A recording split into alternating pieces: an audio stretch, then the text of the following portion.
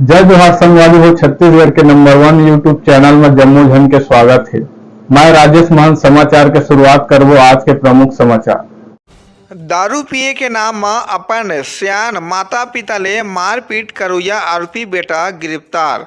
मामला नवागढ़ पुलिस की कार्रवाई जिहां आरोपी प्रेम सागर कश्यप रहुआ कर्रा के द्वारा अपन बुजुर्ग सियान माता पिता ले दारू के नशा में आके दारू पिए से ती गली में मारपीट करिस के रिपोर्ट में आरोपी के विरुद्ध थाना नवागढ़ में अपराध कायम कर विवेचना में लिए गए। वरिष्ठ पुलिस अधीक्षक जांजगीर चांपा सिंह विवेक शुक्ला के निर्देशन में थाना नवागढ़ पुलिस द्वारा तत्काल आरोपी प्रेम सागर कश्यप ला हिरासत में लिए गए और आरोपी ला गिरफ्तार कर न्यायिक रिमांड में जेल भेज दिए गए। सीजी पंचायत न्यूज ने राम कुमार मनहर की रिपोर्ट।